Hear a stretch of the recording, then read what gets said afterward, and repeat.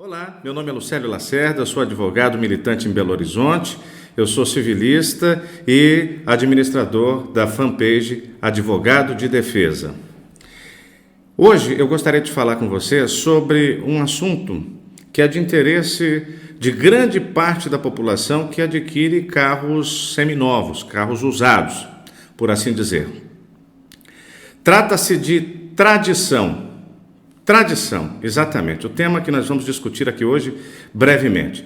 E quando eu falo em tradição, não entenda tradição no sentido de ser tradicional, de ser reacionário, de ser mantenedor das tradições. Não se trata disso. É tradição no sentido jurídico. E tradição no sentido jurídico significa entrega.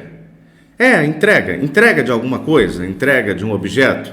Aliás, é exatamente sobre a tradição de bens móveis que nós vamos falar neste vídeo postado na fanpage Advogado de Defesa.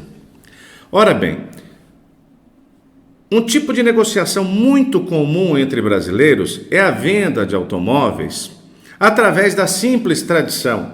Por exemplo, eu tenho um automóvel financiado, eu tenho lá o meu Fiat Uno financiado, já paguei 24 parcelas. Não estou mais dando conta de pagar as parcelas posteriores.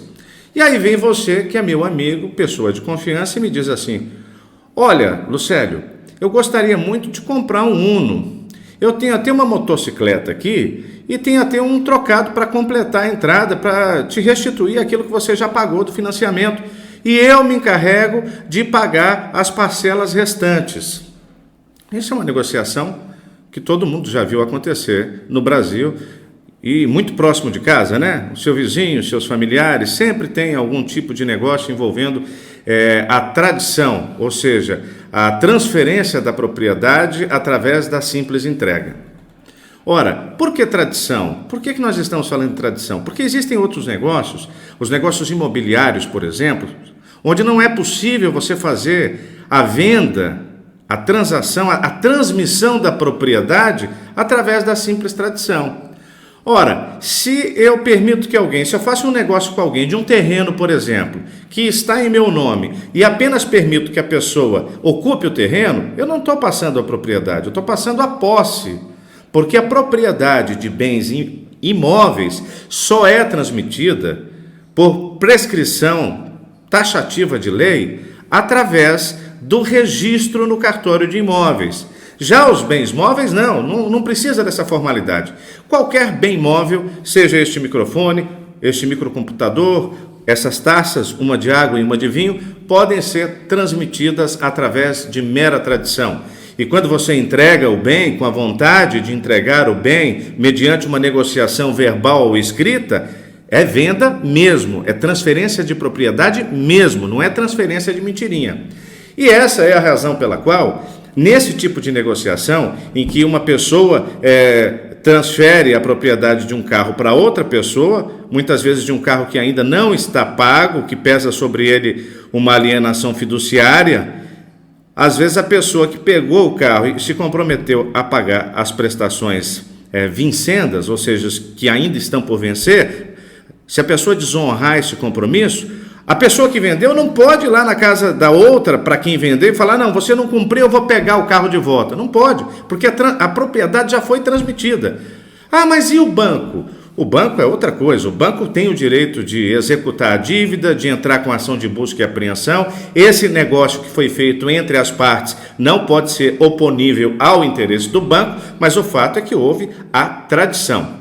Bem, mas onde é que eu estou querendo chegar?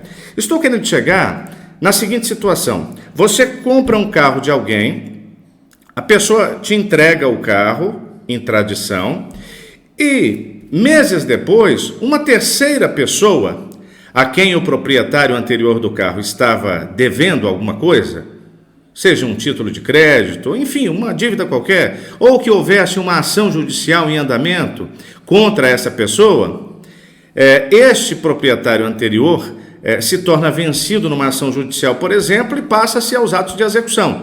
E na execução, é comum que o juiz mande checar, não encontrando outros bens para execução e o executado não pagando de livre e espontânea vontade a dívida, é comum que o juiz, através de um sistema chamado Renajude, localize veículos que estejam em nome dessa pessoa.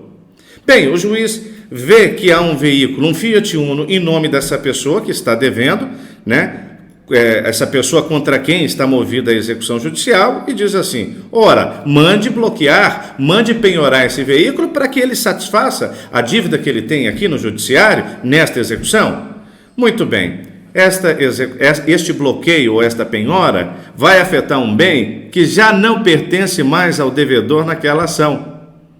É o caso dos embargos de terceiros. Embargo de terceiro é um instrumento que a pessoa que é o detentor do bem imóvel, muito embora não esteja ainda em seu nome, pode lançar mão para poder defender a sua propriedade. Então, se um dia acontecer com você, e olha que acontece com muita gente, de comprar um carro que não esteja em seu nome, seja por qualquer motivo que for, seja porque você ainda não terminou de pagar, seja porque a pessoa está viajando, seja porque a pessoa veio a falecer, não importa o motivo pelo qual o carro não está em seu nome. Se o carro foi lhe dado em tradição, foi entregue a você, e alguém, em alguma medida judicial, obter sucesso na penhora desse bem imóvel, você tem direito de defender a sua propriedade, demonstrando ao juiz que este veículo ou que este bem imóvel já havia sido vendido e entregue a você antes de surgir o débito contra o proprietário anterior.